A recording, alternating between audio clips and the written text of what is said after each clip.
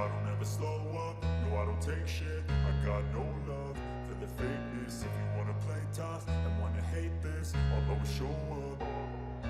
I don't ever slow up, no I don't take shit. I got no love for the fakeness. If you wanna play tough and wanna hate this, I'll always show up and make a statement. I don't ever slow up, no I don't take shit. I got no love for the fakeness. If you wanna play tough and wanna hate this, I'll always show up and make a statement. Everything.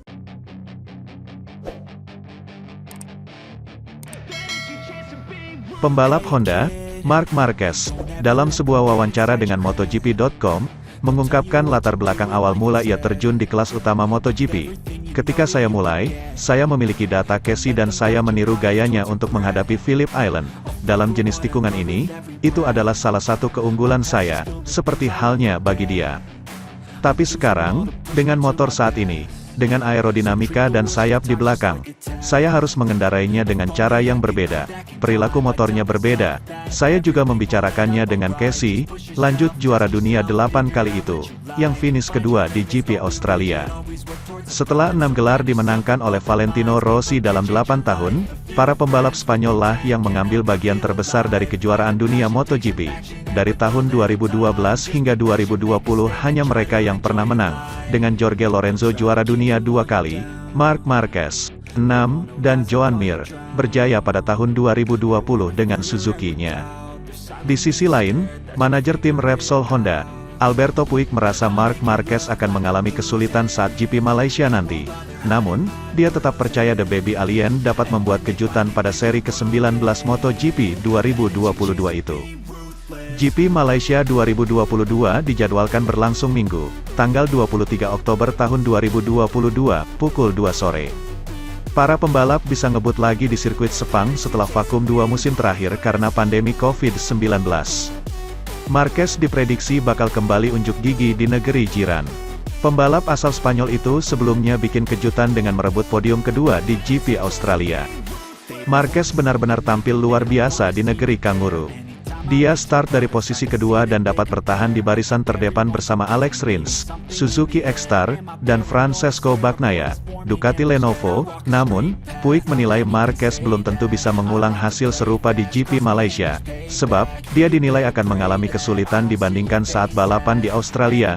Malaysia tidak akan menjadi Grand Prix yang mudah bagi Marquez, sangat menuntut mesin dalam kondisi yang sama sekali berbeda dari di Australia, papar Puig, dilansir dari Speedweek.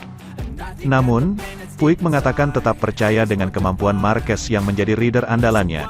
Maksudnya, bukan tidak mungkin dia membuat kejutan lagi.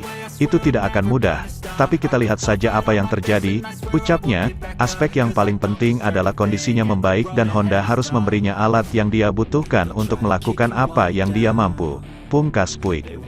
Sementara itu, terancam gagal juara dunia MotoGP 2022. Motor Fabio Quartararo disebut terlalu pelan, menurut pembalap Witu Yamaha RNF, Cal Crutchlow. Motor Fabio Quartararo memang terlalu lambat untuk trek lurus. Sang pembalap Monster Energy Yamaha, Fabio Quartararo, harus rela lengser dari tahtanya di klasemen sementara MotoGP 2022 setelah gugur di sirkuit Phillip Island, Australia, Minggu tanggal 16 Oktober tahun 2022. Francesco Bagnaia dari Ducati Lenovo mengambil alih tempatnya usai finish ketiga dalam balapan MotoGP Australia 2022 itu. Pada balapan tersebut, Quartararo gagal finish sementara Bagnaia konsisten bersaing di depan sebelum finish ketiga.